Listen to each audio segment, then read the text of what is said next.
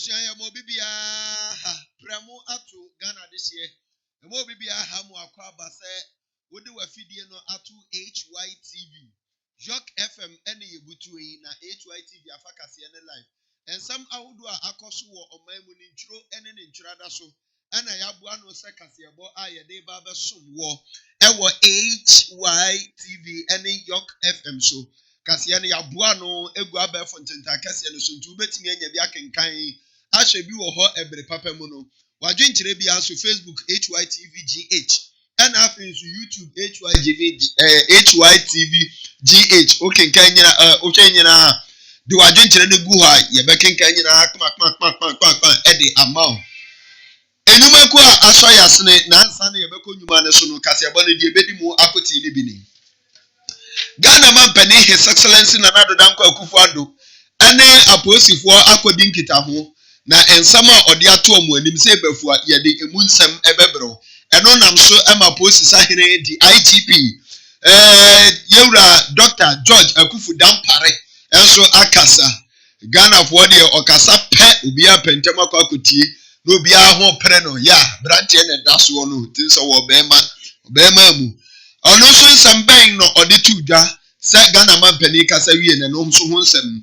ye de beba besomo sanso ene ebeba wuram senate efo nso se ade a pensioners sika omode ma pensioners for no wakwa ahomije wa ya adwuma kwa ahomije mu no ese omatum se na omode atoso eye nije ana enye nije enika ebeboa ana se eboa ana omfo mo asem entwe omho ensem bika we no ho ne yasi ho nkonya ene yede ba besom se kase ebo awia prem to bredie ewo Yorke FM ene HYTV esuo na empenisa ukoto se bodom osi apata so na enye ni pemu ene odi so na emom obi ena apagya no ede na akwakoto na awie bia nam kaso ne mpotem mu ba bia wona ma abehu so ba bi o na fu awuro tenti beti sese na ni mu abuse na nantie no okoni left right twininya se methodist wo him na chese obi apiano anadwo na ena awie no nyuma koi ena apia me de kase ne besom asida kase yamfa nkoma han Yorke estate ensase ne doso abusu se ya atam enti bomade na so na kwaje odie faya oni amanema wajapade bi apeso odija wo ma no bomade ensase ne doso pa betini akwajibi afenso Adams boutique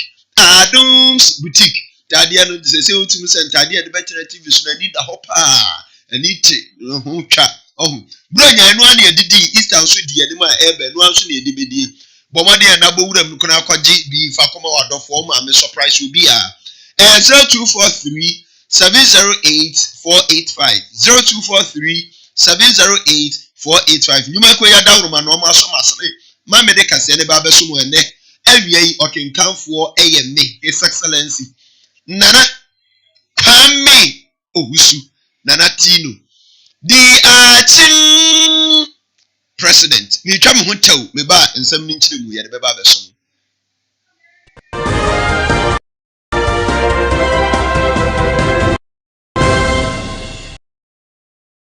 ade chemu nsem de nyankopon nanim ne mu nsem ne na de yo de aminu mienu ena ya ye di huduma pa enti no nsem a esi anajo esi anumre awmache ene de keka nyina no Yorke morning ya boa no se kasebo ebi so eye paper review ai de ba besom wo bomode asa obehia eye me okamavo Clement ene ma bedafo ewo Yorke morning so every Monday up to Friday eye 6 AM na fe yemfa nsem a esi wo manim nyina emesom wo ye bekọ amama nyina so ye bekọ epuye ne atoye ba bibiara asem no hye no ye de beba na afe minu mienu ya dwendwen wo na wahu oman no ne kanko ene ne bobre ba bia asi afa Shiamen na yendwen oman no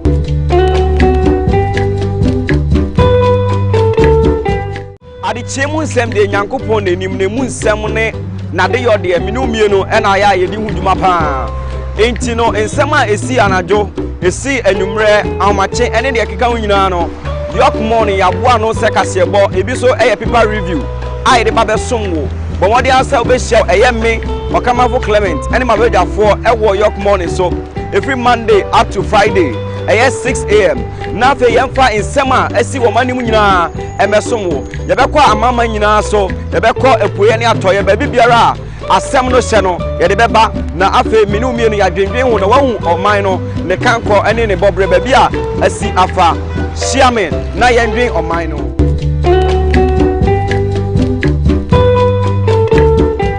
Adekyee mu nsɛm deɛ Nyankopɔn n'anim na mu nsɛm ne n'adeyɔ deɛ mene umienu ɛna ayɛ a yɛde ho dwuma paa. Enti no nsɛm a esi anadwo esi anwummerɛ ahomakye ɛne deɛ ɛkeka ho nyinaa no Yorke morning yaboa no sɛ kaseɛbɔ ebi so ɛyɛ paper review a yɛde ba bɛsom wo bɔmmɔde ansa wobɛhyia ɛyɛ me ɔkamafo Clement ɛne mabadwafoɔ ɛwɔ Yorke morning so every Monday up to Friday ɛyɛ 6 a.m. na afei yɛmfa nsɛm a asi wɔ manim nyinaa ɛmɛsom wo yɛbɛkɔ amama nyinaa so yɛbɛkɔ apueɛ ne atɔeɛ baabi biara a asɛm no hyɛ no yɛde bɛba na afei mene umienu yɛadwendwen ho na wahu ɔman no ne kankɔ ɛne ne bɔbrɛ baabi a asi afa hyia me na yɛndwen ɔman no.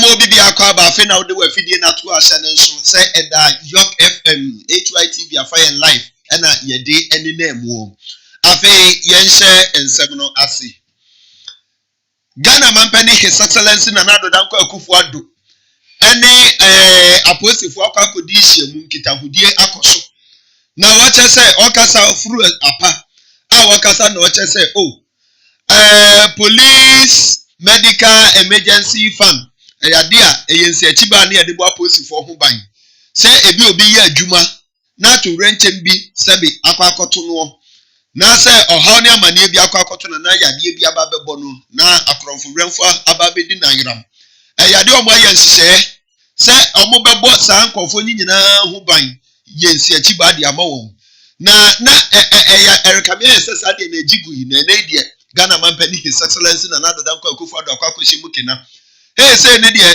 say bia bibisa etisa etoa obi bia posi ni be bia no say ne akwara somo boy afi no abamu kurampo na 1.6 million medical emergency fund eno bia ensa ebetimi aka eye nsi achiba e de ama aposifo na say na Ghana mampani His Excellency na nado danko akufu ado eka ne nsem e de kire. I commend the police administration and the management of the police hospital for constructing this new OPD, which will help decongest the existing facility, which hitherto was responsible for seeing to patients with emergency cases, as well as to regular OPD patients. This new OPD, which cost a modest sum of 180,000 cedis, will be dedicated to emergency cases only, in line with best practices. It will ensure a clear line of separation between emergency cases and routine OPD visits, thereby improving the quality of service delivery at the hospital. I'm particularly excited about the establishment of the Virtual Medical Center, the second project I'm commissioning today at this hospital. As most of you may know, since I assumed office some 5 years ago, one of the obvious successes chalked by government has been the execution of the impressive agenda to digitize fully all aspects of our national life.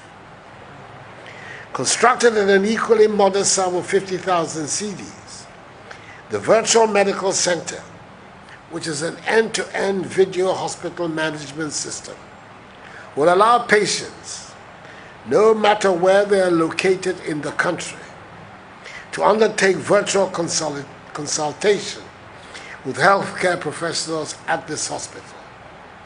Police personnel, irrespective of their location, can now access healthcare services from the hospital anywhere in the country at any time.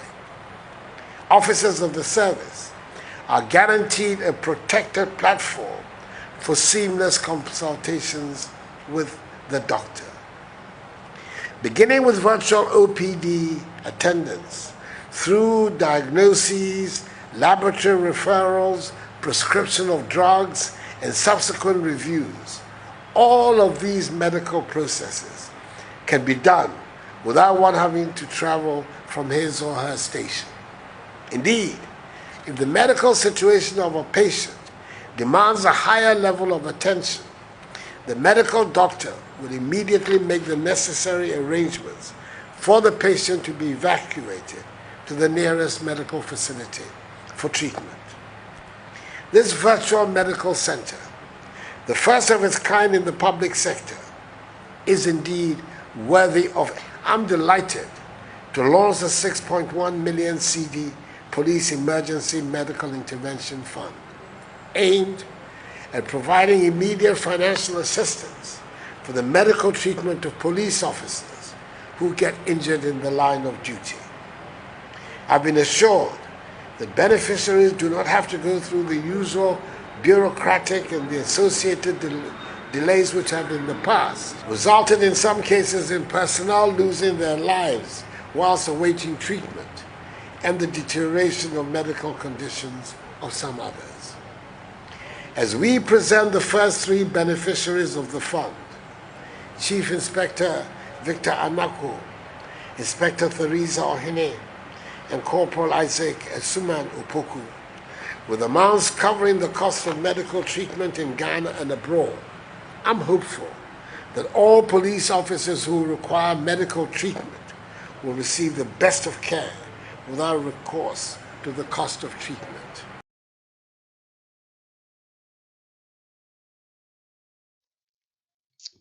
abusuafoɔ Ghana mampani His Excellency Nana Addo Dankwa Akufo-Addo ne yɛkɔte ne nka no wahwɛ a bɛka sɛ ne ti no wadae ɔndae mesrɛ wo ɔndae na pampam ɛyɛ tent no a wɔgyina aseɛ no ɛna abraite na pampam saa na ama no ayɛ te sɛ wahyɛ da wadae ne ti no ɔndae nti mu a mo send ne comment wɔ Facebook ne ade sɛ ɛdɛn na weyɛ new looking of the president no ɛpa kyɛw ɔndae ofiri ase a ɛbɛkɔ nti foto a mo abɔ ɛde ato hɔ ama prosi ahwɛyɛ no ɛne sɛ 1.6 million education medical emergency fund ɛna ɔmo abɔ saa foto no ɛde ato hɔ a ɛbɛboa ma apolisifoɔ ɛbɛyɛ ɔmo nsi akyi ba na ɛno akyi no ɛna polisi sahin the IGP Dr. George Ekufu Dampare ɛnso ɛkyerɛ sɛ ɔmo ani aso sɛ foto a egu yɛn ejigui na Ghana mampani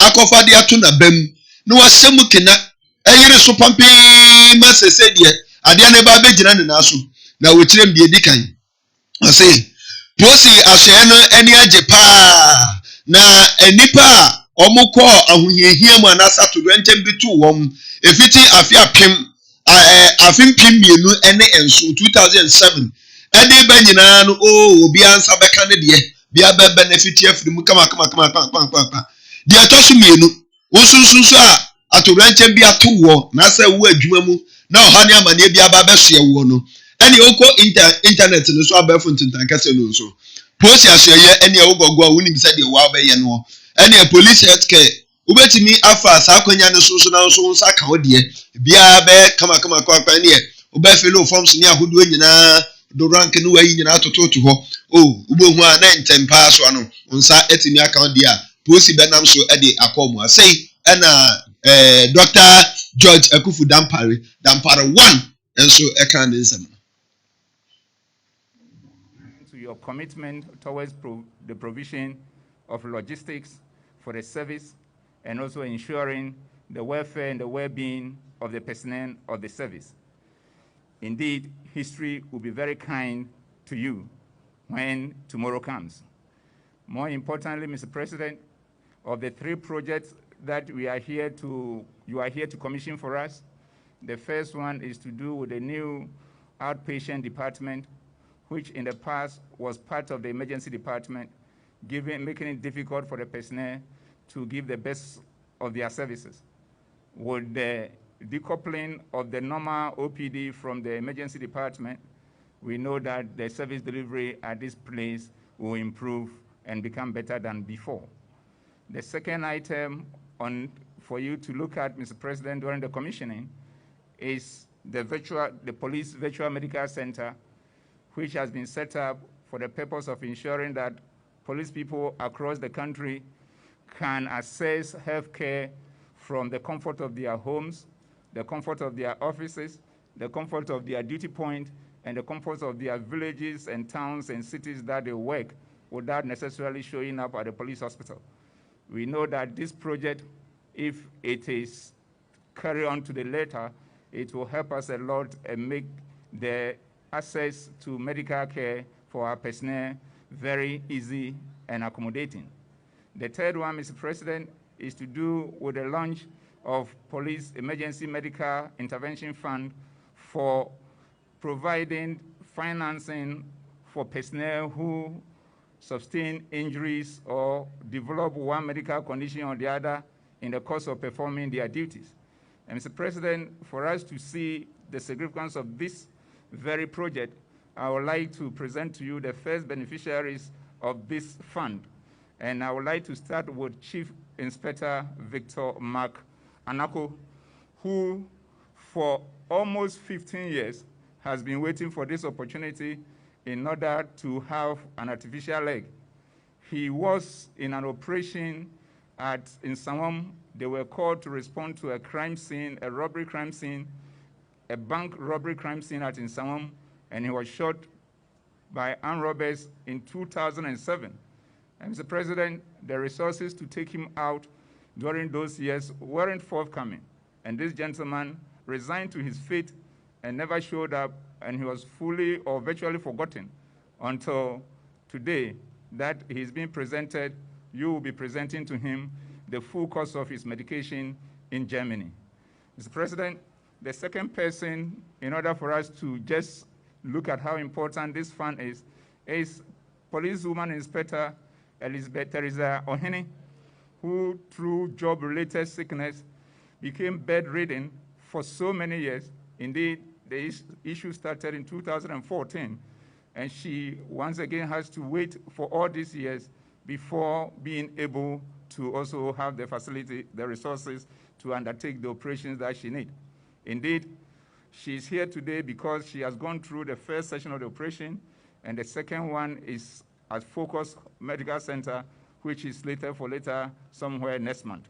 Mr. President, the third person, Corporal Isaac Asuman Opoku, was somebody who was providing the normal police duties of ensuring police visibility and fighting crime somewhere in Kaneshi last year. And he was sandwiched between two vehicles. And we can all say that it is just a miracle that he is still alive with one leg amputated. And he is also going to benefit from this fund. So, Mr. President, this is what you have been doing for us as a service, and we will forever be grateful. But in a spirit of reciprocity, we want to assure you that we will continue, and I mean we will continue with all our might to act professionally, to act humanely, and to act tirelessly in order to ensure that we protect life and property and we maintain law and order.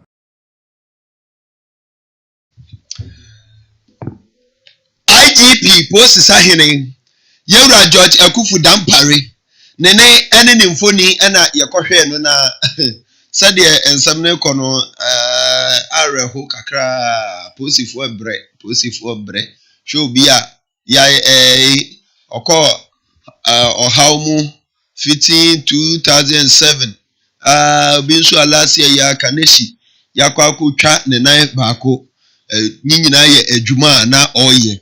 Ena yakwa kutwane na baku ya ade a asafem kakra na nyame ene buafo nyame nkam ho no onhye moden semu betimi aboye ho ba abo ne bopa na aboa ye nyina yantu akase ebo no eso yato aso ane yakwa kopiem ewo social security net omo asoye wadi ababa tudwa enam won titire ni su Dr. John Ofori Tenkunan aso ari ababa tudwa say oh se said ya mo ye adwuma na makoma humijie mu no ya ba behwe na akatua kakra ya tete mu efiri mu akatua mu na ya de to ho ma mo se mo koma humijie mu ane ya de amamo no sa sika ya bo ho de ma mu nyina no ya ba betum Baba tumu ohamu nchichemu bese edu 10%.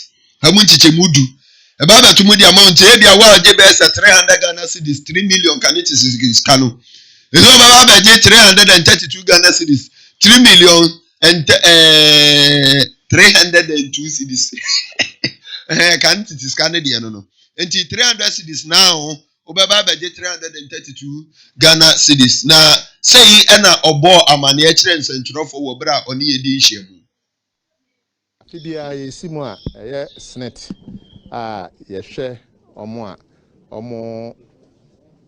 akọ omahomegye mu omo sikasemu no afibia no ya yetum yeto saa sika na yetue no mu sane a omo nso sane omo abo okosoro a omo nso sika na yetue omo no ne na omtimi de eto emfanse afra se no omo betimi de ato ewo afia yasimu nti ne a ne nsɛnkyerɛ for ene mu hyia ye ne de to dwa ne sɛ ɔmo ana ɔmo gye snet pension ɛwɔ afra sɛ na afɛ na etwa mu no ɛyɛ afia yasimu efiti ase ɔpɛpɔn emre obosumi a ɛwɔ mu yi ya tomu 10% obrani kan 10% ba yɛ de me ka sɛ ɔha nkyɛmu edu na saa 10% na futuo na yɛde ato hɔ no yɛ kyekyɛ no sɛnea ɛbɛso biara so pɛpɛpɛ na sɛnea yɛakyɛ no ne sɛ yɛhwɛ afei a yɛasi mu yi a aban ne ɔmo a yɛ economists no ɔmo aka sɛ inflation yɛ ade a kyerɛ sɛ sɛnea nneɛma bɔ bɛkɔ soro afa afei mu bɛyɛ te sɛ 9.68%.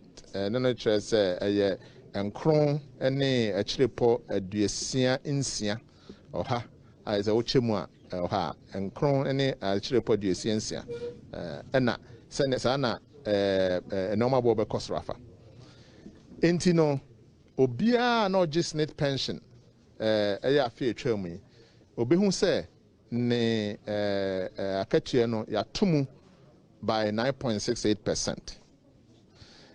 No wachi no yes near 0.32% na ekaye no no na de be ha kosi 10% no eno ya che mu pepepe ama obia ya che ne pepepe and he say o pension so obia benya 3 cedis and 44 pesos a Canadian. Dr. John Oforitin Kurai. Ono ena ye pani kwankyerefo a oda senate adwumakuo na no. Ena oni nsankyerefo ekasa ye no. Na yento akasa ebo ne so e. Ansa ne ye ba bedi bronya. Ena Ghana Health Service. Ebo amane se eyade a omo ye nhyehyeye. Na omo ahwe se obi biara wanwo pane ani bi no. Ene enyade a te se car boss ubetimi afuru bie. Number 2 bank untimi nko. Number 3 ejom untimi nko didwa. Miamia bi wo ha bank untimi nko enko usika. Miamia bi wo ha ombesu kwan wan ni kan fa o covid card no anchira nyade ombema ho kwan kura da emu atimi akwa di dwuma bia de etwa se ukodie beach nyina ade nyina ene nyade a yebema kwan mu atimi akọ. Enti no omude sansem we betu dwase pe ana Kristofo enkabom ko bisi afari enye nika enti omo akom ho abom enam omo penny leader eso evangelist Francis Ewusi akasa edi atu dwase sansem na Ghana Health Service for dia ba betu dwane de enye kra omo anka ne ye kra na yabekọ ahoma so ansa ne yeba bekọ akotie evangelist asem no yabekọ ahoma so ye ne osofo Reverend Noble Mensa yenya no ahoma ne so ye ne no ebetwetwe asem yi hu komo se de Ghana Health Service for ekan omo anka ne ye kra anase na kwan so anu no nyame sofo nyame asomdwe nkan wo. Hello nyame edasu Israel na munso bia bokode e menkai matiefo ene mahwefo so se ɔyɛ sɔfo penny a ɔno ɛna ɛda music department ɛwɔ World Liberation Assemblies of God ɛwɔ Kasua Galilee ano. Ɔsɔfo asɛm yi a mebɔ so a wuti bie yi sɛn ɛna wogye no.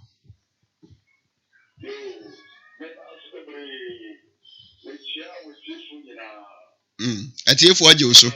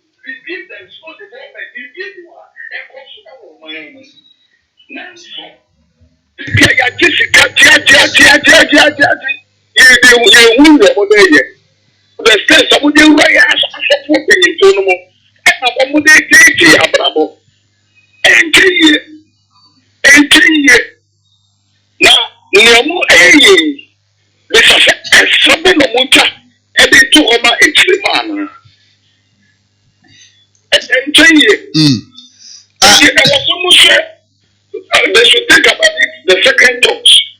The people who you be this I'm mining in our island. You be this Sika. Try Sika, it was a couple of the Sasiki. How about the development to grow? Hello. Yahwere nyame edifo ewo ahomane so. Monfanche say na sound no emma technical problem kakra. Nti sesia mwadawro manso makoreti ewo so emma yehunu. Nti aya na mode achai. Ye bebo mode se ensa besa aka sofo ahomanso na ansana sofo besa baso biemu. Yenkotie sede Evangelist Francis Ewusi eden nsam no etudwa ewo bra no ne sentrofo di hyiemu. Nothing can be forced upon the citizens of this nation, because no one can force me to eat. When I visit the hospital and I say no, I will not take any drugs, it is my will, and that is my power. My will is my power. So in fact, that is our concern. We are not against whatever that is going on, people being vaccinated or whatever. But one thing that we are concerned about, the mandatory, that is the force. Na eno etino ena otitreni enso de masa ekwe Prophet Francis Kofi Anan ono nso ekasai edisei eto nsentwerofo anim. Ewia e beba sofo asem so because na asem no kam ehu hia pa. Nothing can be forced upon the citizens of this nation, because no one can force me to eat. When I visit the hospital and I say, no, I will not take any drugs, it is my will. And that is my power. My will is my power. So, in fact, that is our concern. We are not against whatever that is going on, people being vaccinated or whatever. But one thing that we are concerned about, the mandatory, that is the force. I will free one payment and call Panian. Now, I walk a bend to Memo and Cancan. Now, I buy so may acquire my own quail to my yet to Manontino. Yes, son, a bema, and your own mom with your dependence. Yes, can show. Now, you see a gun for. I didn't necessarily. Bano, I restrict yourself. I had the my own call, a hands to the Obetimia call, into your pantopi, only force no, and now mandatory side no, so we could just a show vaccine card. And not to say, Yame Asofo no na, Hessa Yansa, Ebesaka, Sofu no Bubiwa, not yet no Abba Humanaso, Osofo Asamba. Hello. Hello. Hello, Yamiso Fortimenkan. Hello, Prof. Abusia. Aba. Hello. Yamiso Fortimenkan. Mesamu akwa babiu. Facha yense line no ekoye bibia oho. Ahoma bi ayensa kana afimu. Ekonya. Okay. All right. Now, COVID vaccination. And penny for some of the boy who by said the Baya, the Anfa Yen, say Yadiba Ye, said a trink of what one call the United States of Asamando. We pa do baby now, Wona than a rat race. And the Ayemrica too. Oh, Eka Cres, China Drusi, as America Drusi. So when can the Papa Musa penny for the Drabana Kayamoto and Kakrana? Come on, can say, enter ye a trading. Let us be brave. Let us be. Now, I'm also another boy of Hoban. Now, according to Yaniano Afro Crano, also function, you walk within 3 months of the paper. That's enough. Within 3 months. 3 months. 3 months. Now, only if it goes so yeah. Oh, yeah, they. Oh, yeah. And in the old way, no, if I so be an issue. Yeah, anyone, it is within 3 months. I was saying, there's a free system. No, what is the guarantee? So what can you hear? And that was from Quebec, and now in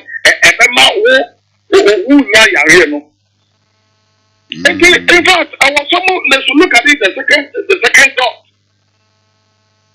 I was someone showing my bet me up way and subway. African leaders. All they think about is money. They should think about their nation. Hello. The nations are yet power. Also, they should think about the nations are profound.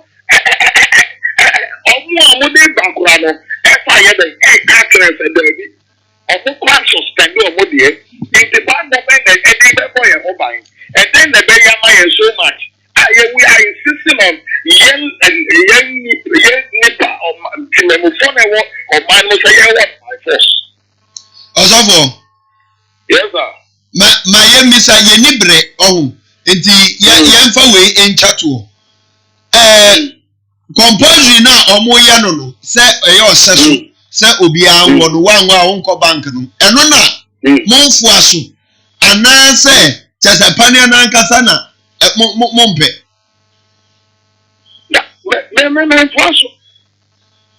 And then I made the case as an interest, then the move. I think you know, almost air saying, in Clancy, I was all opinion. And then the move. And they interested in the move. I almost said for young thing, young Joshua, and almost said there would be a castle want to make command. She said every one I want to make was already. I think free. Then I gotta buy any free president. Then I'm free. Usuro says bet you on. Never okay. Usuro says bet you.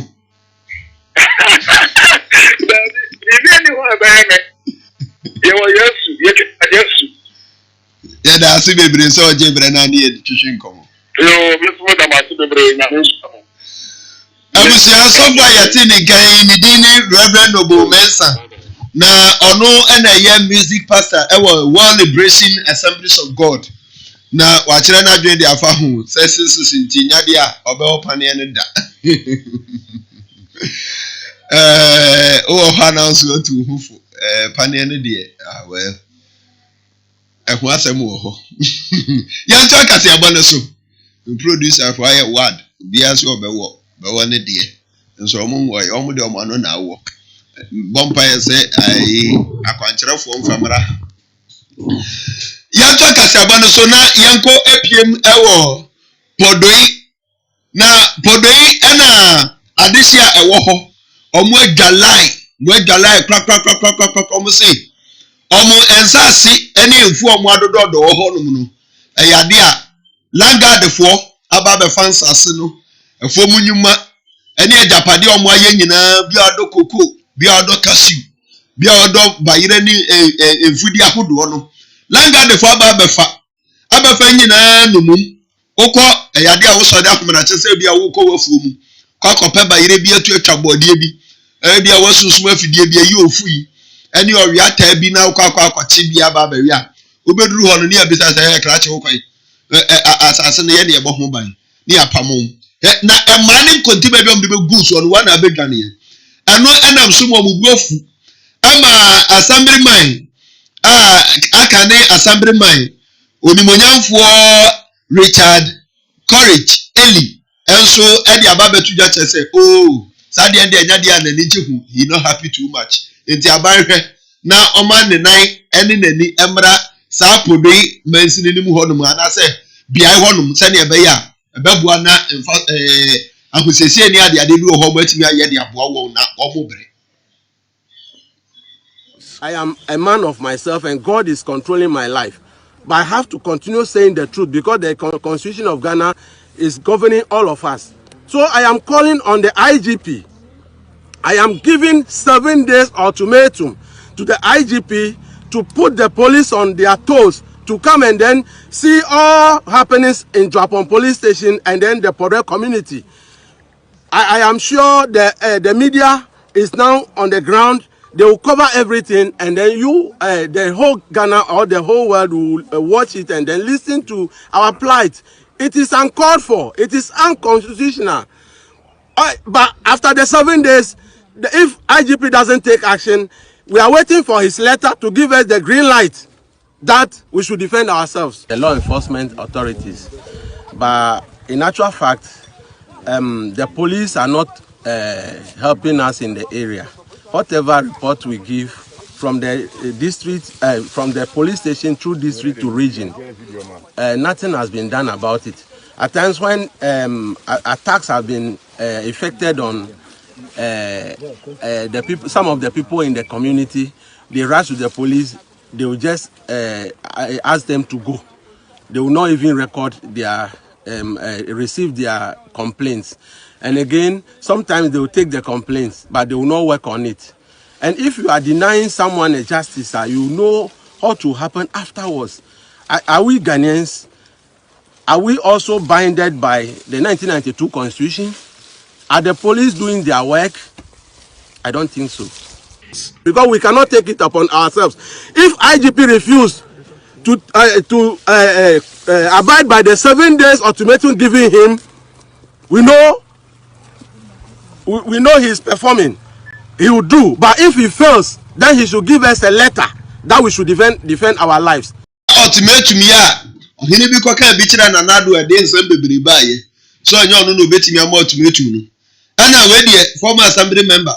Onu so mo ultimatum IGP. Oyewura kufu dampare. Ana wate de ne adesia ewo podoi se enam langard nti no mo ma otumotum 7 days wa ma ene omo so be form ho adwen a defend omo ho na eno echi na retire WO1 warrant officer 1 Evans Ayibo enso etre say oh eyade a IGP ntutu na mo ma na mo na 10 no kro ye victim eyade a no so ya fa ne nsase ene ni mfom niam bebre na nti IGP man na mo na tu warrant officer na umuade a warrant officer 1 also they never die. If you don't report to them, then you're allowed to farm on the stool land again. The landlords will go and then sack you from the farm with gun and those things. Now, all they tell is if you plow finish, then they will come and take the land from you, and they themselves they will sow on the land. Oh, let us say also warrant officer retire. Evans Ayibo also nene any ekoti ya na eno eti na this year wo so edwa o shirt nie omoni afetro mo hosa kanti madam an kwantra yira enso ekasa eche se oh IGP odi omo jiwudi akufu dampa de wo ye adwuma no na wantutu na mana ya mo 20 amadi a ene di besi wo beba no mo nyina atama no mo ahye. The youth in this community are not ready to listen to whatever the police in this jurisdiction are saying. Because anytime we invited them to come, when there is a happening, they keep on promising that they will come and they will never come.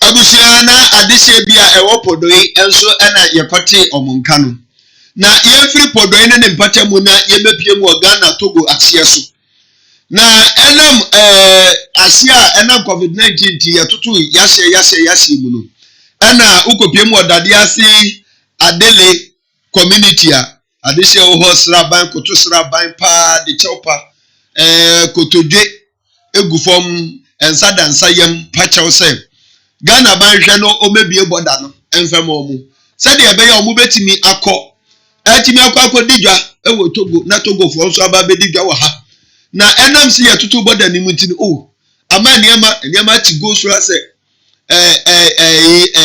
Togo traffic light no go ati go slow pa enti Ghana banhwe no omie boda no said ebe ya omu betimi omu ho ba heha omu kakra na omu jade enso akonka na omu anya bibi enso e de akomo ano edu anwumre a abanmu ame ye pija oda no enye no ti se aflaw ko so hwe sa kwan we German road emra German discover area mu ha no fa sa e copy crash fi ano akọ tamale fi ansa no betwam akopando sa ekọ ti o hwe ye ha anase be kro no mu a opportunities bebre ho a ban di nsa so mu a ono so di ne ho na ho ane betamu a ebeboa aman no.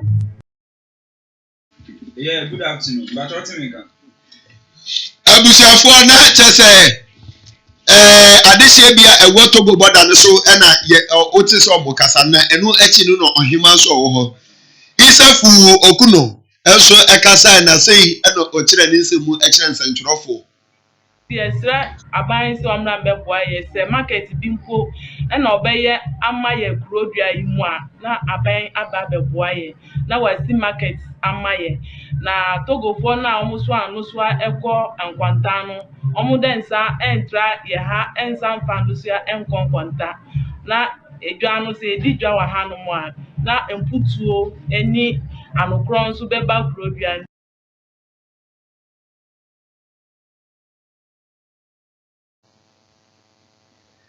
Hello. But you na eno echi no na immigration officer commander superintendent Philip Nimfa enso ekasa na say no no so ekan say ebema mpuntu aba nade ase ne important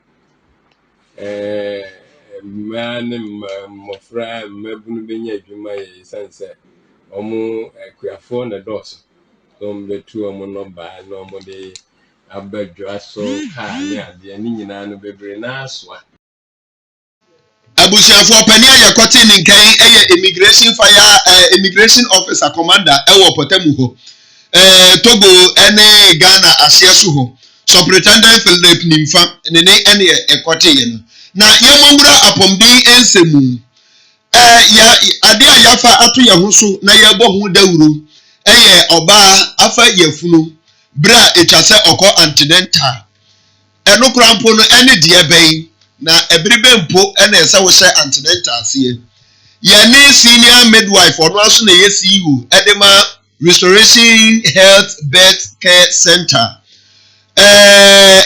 Owura yere hana lomoti ewo ahomaso aye nene etwetwe eho enkomo. Ma me nyame asomdwe nka o.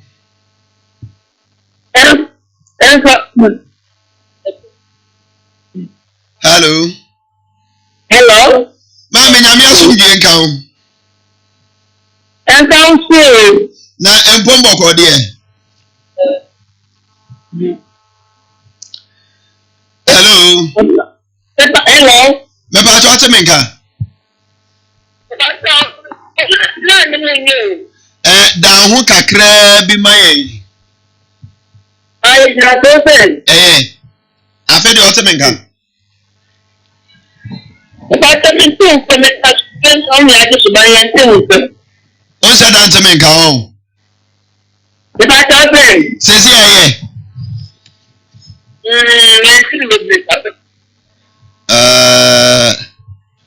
Okay, ya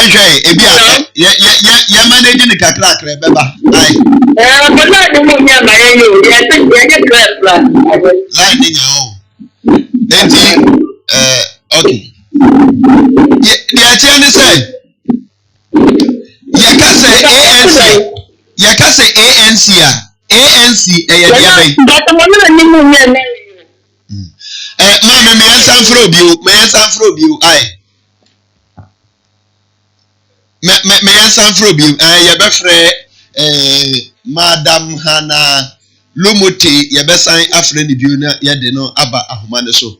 Ni abisa no ye ka say ANC kura na ene de be se sense terms ahodo bebre na aba ewo ayaresa bia ne ye mpomudin ahye ye ho ntino se nei onyem na so kasa wo continental Kobi asesa ne brof din ose ye frɛ no sese ose ye frɛ no Kobi bio ye frɛ no tilapia enti sese antenanta enso aba benya din fufura ose ye frɛ no ANC eno ne ye pese ye hunu so oba nyin se fufura se na eniema esi eko maame asaba ahoma ne so bi maame nyame asomdwe kan mo akwa aba de oba Hytvgh eso. Hello. Yes. Mami, ya mwakwa aba de oba Hytvgh so. Hello, me ba to yan tiro. Ese ya afi de ya de ato nka pa. Ya de yan to ba ma to ba ka. Afi de yo. Okay. Si aka say ANC ya de aba ya. Ba ta say ANC ya de aba yi. ANC. Me ba to yo yes, no not a very anti-mental. Okay. Officer anti-mental, but it's yes, anti-mental. If you are ANC, means a anti-mental, the same anti-mental. Okay. And I said, one more. Offer taking and then offer Alphabia. Yes, channel, without that, and big white fashion. Okay. And so, I'm not for anti-mental, and not for the I'm promoting taking the food, and I'm going to take it all the more. Okay. Adeshe mama maso emra haye pa producers amu ha obi ama na so mra haye ma me me mi say Say oba nyem fufura. Ni early age. Say oba onyem fufura. Say oba nyem bosome ba kumunu. Oko antenatal na say ANC na eye. Emfa so bi mpo also. Yes. Yes, oba wonu ma da wonu me na de mo na wonu me no. Say no doctor. And not a midwife. No, I'm part of women. I guess about women. That day now, no one was a doctor. And now a midwife. What I have said, you say, you're checking out women. I'm part of women. And that's about women. And that day night of the party. Now, Oba that day no on him, no, Oba who's on him. If I tell you, Oba. You're not taking money. You are really, and then do so. Okay. And that's what you do so. And now, so make money. That's like I'm going to say. In a new thing, in like I can know when you look at a new thing. Now, you can't say, but in a new thing. Then move up to just kind of really. Okay. Now, you have 1, 2, 3 at your mouth. If you're near mouth card. Okay. It's a wooden. Send man layer, send my card. But what is send the amount card? Send my card. Not really, you know, actually, addition. Says the thing, I never walk on the phone. I did say, when that's a way. Then I walk on the phone. When I say, remember, I could not go. I did a new year. When I saw over here, because after I play a phone before. Yes, that's a tiny now. They said to you, now they love can you know the bed with a book card. Now, the thing I'm a way to class. Yes, the you pregnant. Okay. You pregnant. Yes, that we got a minute. You have to run your okay. It's in your show. The one word drop, you didn't know. The question drop the brain somehow, and then you say, and the answer say, we are so sick. When we don't walk, let the woman see a thing we are here. You see it tired and X-ray. Okay. And now we may have saw your blood. Start back, if you're quiet on the room. Now we're not for you. And now to do with the thing that clearly, Sandra. Now, you know, now it's a good amount. It's a man move flat. I like that for court. Okay. Yeah, the Bakube Katuo, we a Brenninti, and Yabafan Kakra say, Copim say, Oba Edebe War, and there was Sudan, Sania, Efano. Yabama, dear Katuo, a cracra, Yamay, and say, Mena Mafa Mefu, Messemenko, Ayada Sabia, and Susan Sobe also. If I tell us again. Mina mafama from Mina mafama say, and I'm saying hospital. And Susan Sober and also the mammy. And it's a what for your first hospital. It is transferred at their home. Medasi. But I said, oh, not the one for hospital. And this I said, they only say, and we are one the most. Okay. Then my name is Fan. You are near the work. You and the second nation who will say they're not it turns said, who are HIV who everybody into the HIV. And that's what I do with you. Every over the Woman, and Zero, and I say they're trouble. Every 9, the Woman shooting. Every year, I'm getting to walk. And yet, we give our women. I just need a half plan. It is one hospital. They are getting a plan of that. Now, of course, we must say, I wouldn't number a planet who is a and now, so, very new baby. And the more I said, yes, and I have your own job, only shit and drink the India. This is I said, some of them are looking at Jaya. And the master of the work, I couldn't use to one idea. If you know the one, or your right side of to compose the hospital. Okay. Yabadasana on the crackano, Restoration Health Birth Care Center. Ẹ̀díẹ̀ ni ẹ̀yẹ́ wọ̀ hó. Pastor, Restoration Health Birth Care Center. Pastor, you have treatment. Like you are war. The only way that man just need to live back with me, it's not a question now. At the same time, you the love, turn everything. We also say, we can show you the German to whatever one that we have to be now. So bad, it doesn't show up the Ya better say bebre say oje bre na oni edi enkomo e wo HYTV so. Abusefo mami ayati ni kai eye Mrs. Hannah Lomuti ono ena ye pani kwankyerefo CEO Edema Restoration Health Birth Care Center ono ena eda no na aha na yebegina ensam na nyina so na ye de kase ye boa ye boa no premtobre mu ede besom wo Yorke FM ni HYTV so no ye de esi yahwe ensam no die eto dwa no ebie ukopiem wo Ghana asia so a eyade a Ghana ni Togo asia so no adehye wo ho akire se omura ho esanse boda yatum mfiri enfie petepepe enam covid ntinti no ama omudwadie akonya separate before him no ayede pa enti Ghana banhwe na omesiesie omebie boda no se de ebe omudwadie no enso ebetimi akonkan sanso na yama aposifo nsi achiba 1.6 million medical emergency fund yabo edi amom a eba bebua won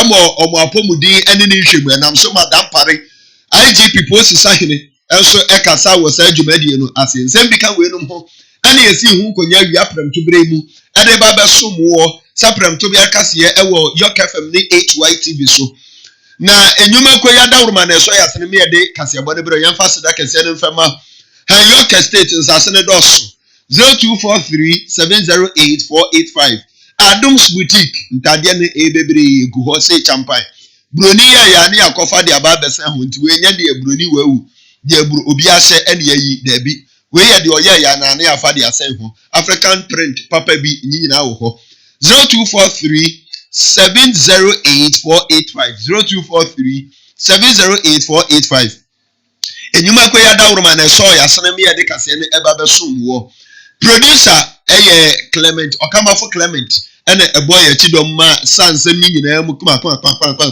ema ye de bre wo executive producer enso ma Hana ono so ekura yimu ena afen so ye director so director ne ma ni nyina kama owura Emmanuel Anchor ena afen so semensha the triple action boy ya chidom atwe the triple rambo ono so eboy ya chidom ena Anchor obubi aburu sitam ono so ebo ya chidom Ike ye free ha ya exclusive enso eba beto aso ono so ebo ya chidom ukopiem ewo MCR so a ene na Uncle Ben mrewa ene ye nyina aka ho omo so ekura ye mu me ye de kase ebo ne ebesom wo okenkanfo eye me his excellency na Kwame Owusu na Tino the Akyem president yes are so the exclusive also eba yamo anitia adeshi